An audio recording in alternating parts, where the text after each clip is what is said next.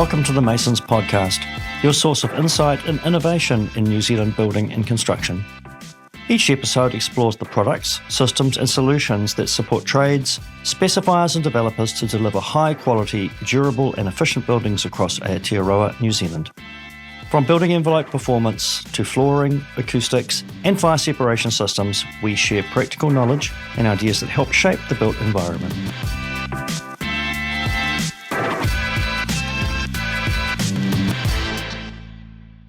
Welcome to another episode where we dive into smart building solutions. Today we're talking about roof underlays, the unseen hero of every roof that sits quietly under the sheets or tiles, keeping your home dry, protecting insulation and helping your roof last longer. We'll look at how Masons Roof Underlays work, why they're important, and what you need to know to get the best performance from your roof. Welcome again, Arthur. Welcome, Michelle. Thanks for having me back. Great to meet with you again today. Can you explain to our listeners what is the purpose of a roof underlay? Right, so a roof underlay, there's different types of roof underlay, absorbent and non-absorbent. So if we're talking about an absorbent roof underlay, which you would commonly find in most cold roof construction, homes, offices, schools, that sort of thing, we are looking at a product that has been primarily designed to absorb condensation and hold it for a time and then re-release it into the air in the roof space once the roof space starts to warm. Okay. That's its primary job. Secondary job is to act as a secondary drainage plane that sits behind the roof decking or roof cladding.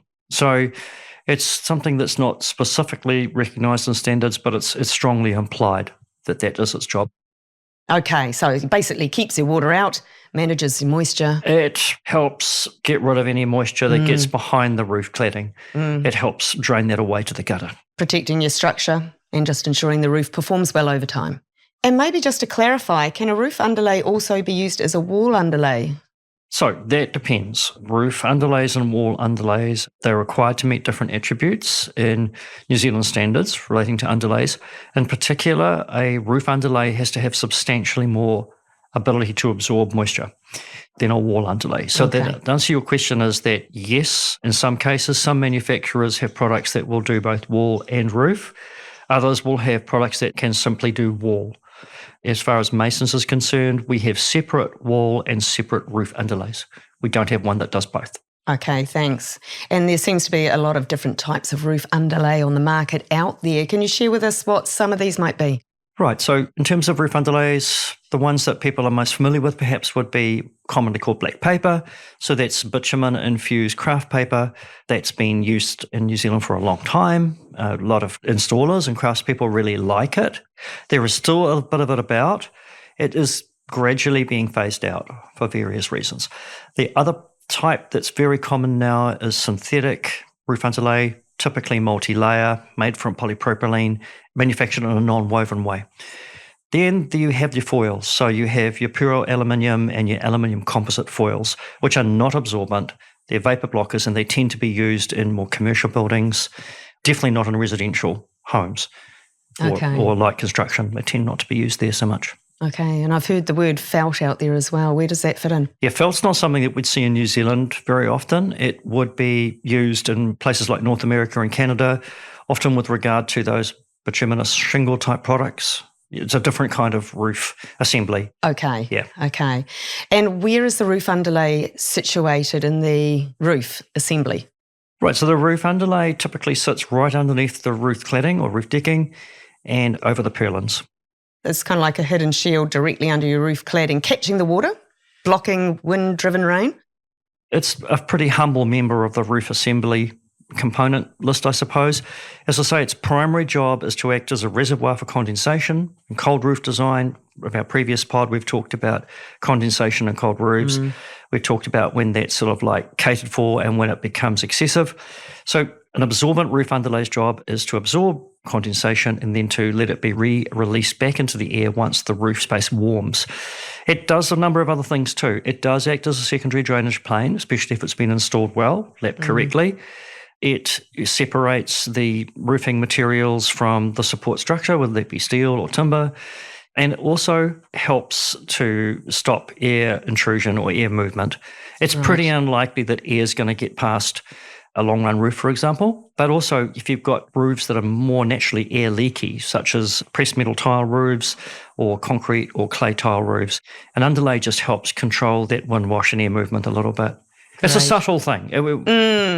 So it's kind of primarily it manages the moisture in the roof space. It's part of the secondary moisture management of a building. Okay, thanks. Yeah. Can we look at the roof underlay range that Masons supplies? Tell us about that. How many do you have? Right. So in terms of absorbent breather type underlays, we have 4 VHP Value, which is our best priced sort of economy product.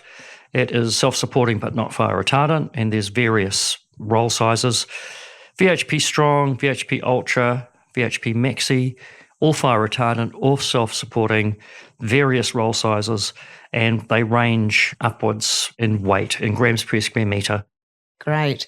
Do you have anything in the way of a reflective foil? We do. We have a Mason's white face foil, which is a composite, aluminium one side, bright white polypropylene on the other.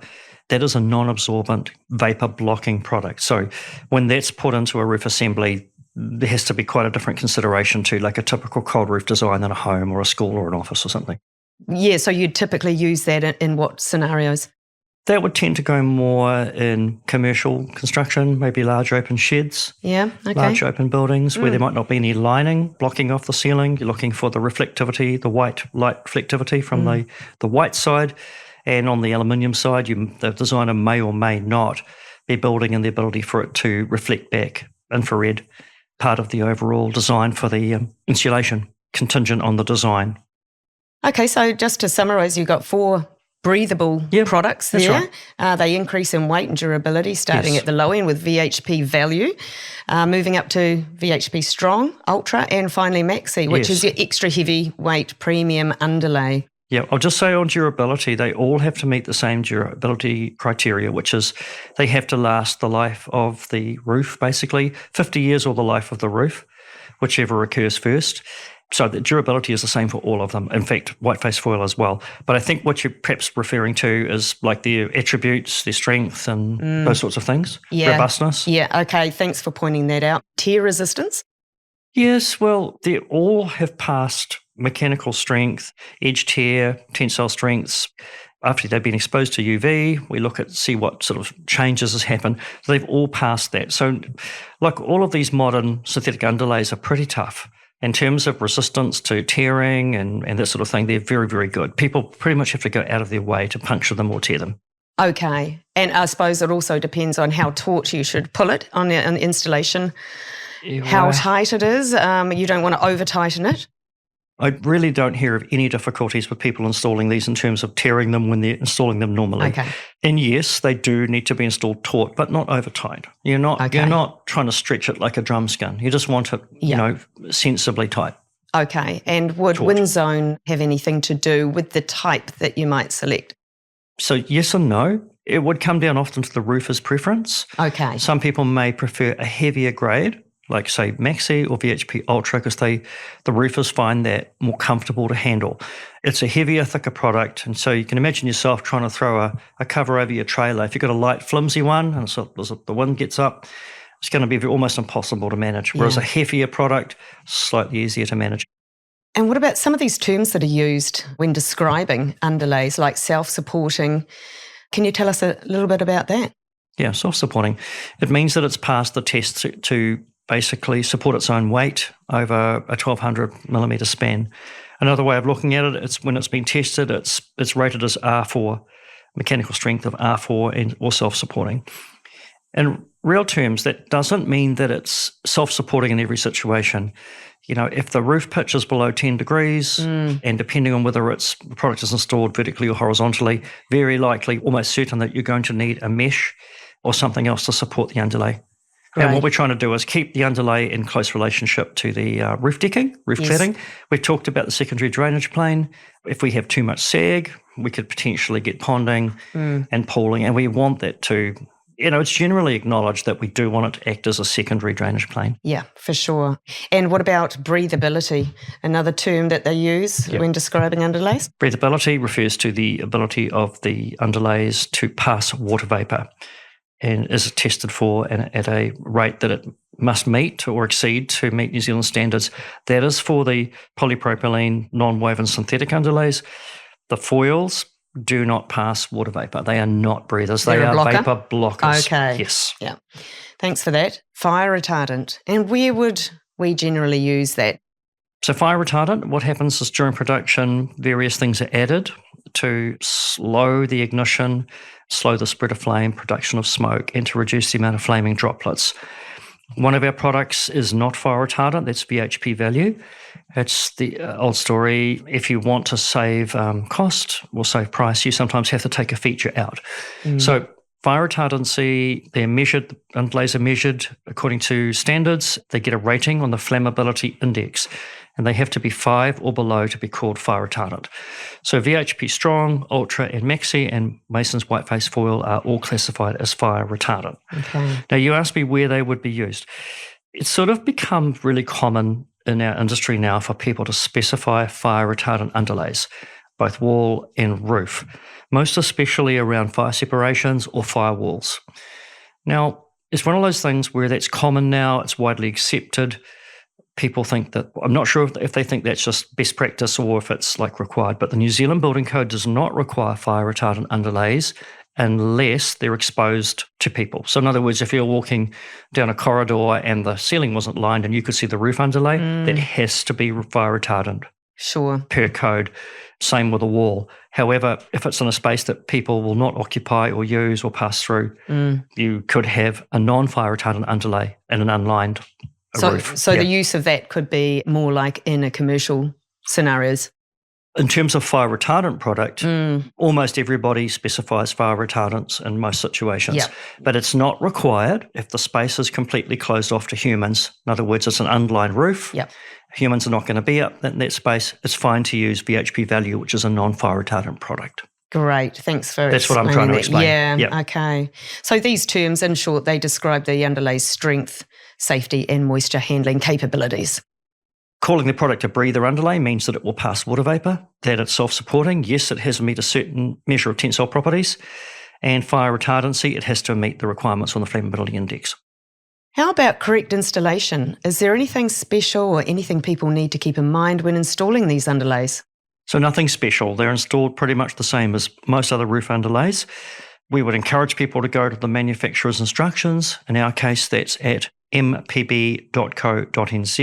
Search for VHP roof underlay or whiteface foil, and you will find the specific instructions there. They are pretty much in line with New Zealand standards for how you install underlays. So you run them over the roof purlins or the roof framing. You pull it taut, not over tight. Mesh where appropriate. Pitches under 10 or 8 degrees, take your pick. If it's run horizontally, then you start at the bottom and there's a 150 millimetre lap. The layers above the first layer need to be lapped at least 150 millimetres, and you work up the roof that way. Fixings usually at 300 millimetre centres, and they are either staples, they might be a flat head clout, or there could be a proprietary roof paper fixing, bang on type of fixing. I'm not sure if those things are around. I'm trying to think of what they're called, but they're like a little strip of metal fixings that you bang onto your underlay. Vertical underlay installation does happen sometimes, and you will look in our instructions or pretty much the New Zealand standards, and they will tell you where you require support and where you don't. You've got to make sure you leave the right gap around hot flues. Okay. And other penetrations to that roof underlay are sealed up because we do want it to catch a bit of moisture and let that drain down to the gutter line. So to do that, you don't want it dropping out onto the roof where someone's put a pipe through or a vent or something like that. Makes sense, yeah. And of course, put it printed side out. Yes, printed side out. In our underlay especially, we can only speak for ours, that's where the UV resistance is. Mm-hmm. So we want to see that printed side out, which will be like an off-white, light greyish to reduce glare. Perfect. Okay, if we briefly just review again the names of the Masons breather type underlays, so everyone's familiar with each of them and understands their differences. Yeah. VHP Value is our economy product. It is not fire retardant. It's a big upgrade from using your traditional bituminous craft paper, in our opinion anyway. It's available in a range of sizes. VHP Strong, fire retardant, self-supporting. VHP Value is self-supporting too. Huge range of sizes, including 3-meter wide rolls for fast installation on low pitches, and valley rolls, convenient valley rolls, pre-cut valley rolls. VHP Ultra is a heavyweight paper. It is sort of sits in between some of the other underlays out there. Some people don't understand where it sits. A few people have clicked on and absolutely love it. Just a really good high-performance product at a fair price. And VHP Maxi is the top of the tree, much beloved of architectural designers and that sort of thing. Really, all of our products are very competitive, and yet they carry a CodeMark certificate of conformity, which you have to work really hard to get and to keep these days, which is as it should be. So they are high-quality products. And they've all been appraised for use in New Zealand and compliant with the code? The CodeMark certificate of conformity confers automatic acceptance under the New Zealand Building Code. Perfect, okay. Is there anything else that Masons sell that go into a roof assembly? If some people have listened to previous pods, they'll know that we offer a passive roof ventilation system, largely comprised of ventilated battens, and there's also a spacer at the eave we call insole baffle. We also have roof boots, which are a kind of waterproof flashing for the exterior of the roof cladding. We sell blue wrap strap. It's probably not commonly used to support roof underlays, but in certain situations that's acceptable in the building code. It's an alternative to mesh. Okay. Those are the ones I can think of at the moment. And of course, we have the white face foil. Tapes? Well, yes, that's right. So very occasionally lap sealing is called up. So we have the 40 below range of high-performance acrylic adhesive flashing tape, and that can be used to seal laps in certain scenarios. I mean, if it's a foil underlay that's been designed, then you need a vapor-blocking flashing tape as well, and we would recommend our 40 below platinum, which is a complete vapor blocker. Great, okay. Are there any common questions that roofers generally ask about your roof underlays? Yeah, funny you should ask. So the most common question I get in conjunction with roof underlay is, does the underlay above a fire separation or a firewall need to be a fire retardant underlay? As mentioned earlier, it's become accepted and common practice to use a fire retardant underlay above a fire separation or a firewall because it does no harm, and because there's plenty of fire retardant underlays available. Is it absolutely required? No. And does it make much difference to the fire separation or the spread of fire, or what would happen in a conflagration with that building? I guess it's getting to the realm of opinion. Let's just say this is Arthur's opinion. It's not going to probably make that much difference. No. But let's be honest, if a designer has called up a fire retardant underlay above a fire separation or a firewall, let's just do what the designer has specified. It can't do any harm. It's not going to do any harm. We know that most of the work is done by the cladding and sealing of that wall. Well, if it's a firewall or a fire separation, there will be fire seals and a whole bunch of design features around that. The fire retardant underlay underneath the roof cladding or behind the cladding, if it's a wall, doesn't have a big part to play. Yeah. But I'm kind of got to be careful here because I'm not a fire engineer or a building designer. So I just have to be mindful of my limitations. Okay, no, that's great. Thanks for that, Arthur. Is there anything else that people should think about when selecting or choosing a roof underlay? For example, what about compatibility with other components, how this could affect warranties on the building? Yeah. What if roof underlays are mixed and matched? Well, let's pick those apart. So first of all, if we're talking about the VHP range of underlays, the material they're made of is pretty much compatible with all common building materials. So in terms of like treated timber, no problem. Aluminium or painted Galvalume type products, no issue whatsoever. The same with fixings. All of those things are just not an issue. Okay. White face foil, because there's an aluminium foil side of it, there can be considerations, especially if that's going to be exposed to corrosive elements such as an industrial setting. Maybe it's fertilizer, maybe it's acids, might be salt spray. So there are some things to consider, and we give advice on that in our design and installation manual. Okay. It's not a big stress, but it does have to be thought through. All of these underlays, especially if there's polypropylene involved, will be susceptible to UV degradation. And so the whole industry has recently given advice and tried to be as clear as possible in our documentation about where and where not to use a polypropylene-based wall underlay. Okay. So that's something designers haven't, if they haven't caught up on that, or builders, check with the manufacturer of choice, check on our website, have a look at our advice. There are advised restrictions now on using these underlays in buildings where they're going to be exposed to UV light over the long term. Great. Okay. Good explanation. Thank you. And what were the other things that you mentioned about mixing and matching? Mixing and matching. Not that this would commonly occur, but I guess it could happen in some. In terms of compatibility, if they're all non-woven, polypropylene synthetic underlays, if you've got a whole rolls of masons and somebody needs to use up a couple of rolls of something else of a similar grade, similar fire retardancy and all that sort of thing, it wouldn't concern us.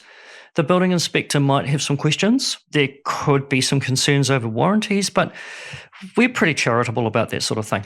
However, if you're mixing, say, you're using up some old craft bitumen paper and synthetic underlay, it's not likely to be a problem, but we'd probably be a bit concerned about that. And you definitely wouldn't want to be mixing foils and synthetics if you can avoid it. No. Okay, let's talk cost versus performance. Spending a little more on a high-performance underlay can save money long-term by reducing condensation cost and extending the roof's life? So fundamentally, let's divide it into the VHP range of breather, absorbent, non-woven synthetic underlays. They all have to meet the same standard in terms of being able to absorb condensation. Some of the products perform significantly better than others, but they all meet or exceed the minimum standards. Yes. So there is no real difference. You could say there's no real difference there. These breather and absorbent underlays, their job is to act as a reservoir for condensation and cold roof design. However, if there are other factors in that building, it wouldn't matter whose underlay you used or what grade. Sometimes they become overwhelmed and there are condensation problems that the underlay can't resolve by itself. Sure.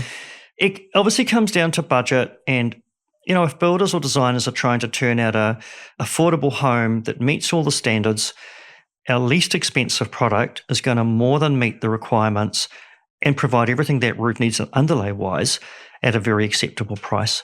So condensation, of course, we've dealt with that in previous pods and it's a subject in itself and it may well need design and some additional features to the roof design to deal with that. Great, thanks.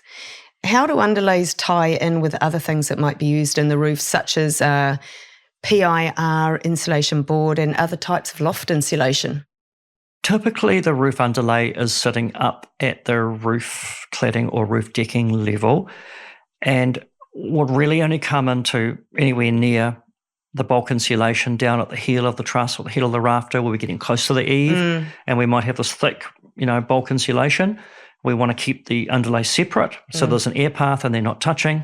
There are spaces that can be put in. Ours is called insole baffle to hold those apart.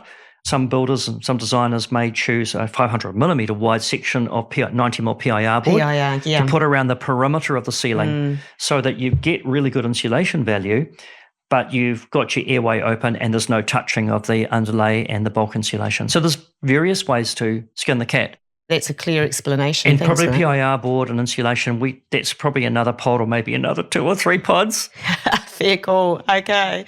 Lastly, where can people find support information such as installation instructions, installation advice, and further information about these products? Okay, so if you want information on the Masons VHP Roof Underlay range or Masons Whiteface Foil, please go to our website, which is mpb.co.nz and look for roof underlay and accessories. If you want general advice on installing roof underlays, including some really useful information, please search for the Metal Roofing Manufacturers Code of Practice. If you haven't already signed up, you can get a free version. It's incredibly informative. I can't recommend it highly enough. So those are the 2 things that come to mind. Yeah, there's also really great information. Brands publish a lot of really great information, especially if people are studying up, DIY, people who are thinking of building or want to go to their designer and their builder and feel informed. I can't recommend enough the articles that brands have put out over the years, which are free to access. Yes, yeah, perfect. Okay, well, that's a wrap on roof underlays. A wrap on roof underlay. Excuse the pun, I had to throw that in there. Remember, the right underlay installed correctly can save you a lot of headaches down the track. Thank you, Arthur, and thanks to our listeners for tuning in. And we'll catch you next time for more building tips and insights.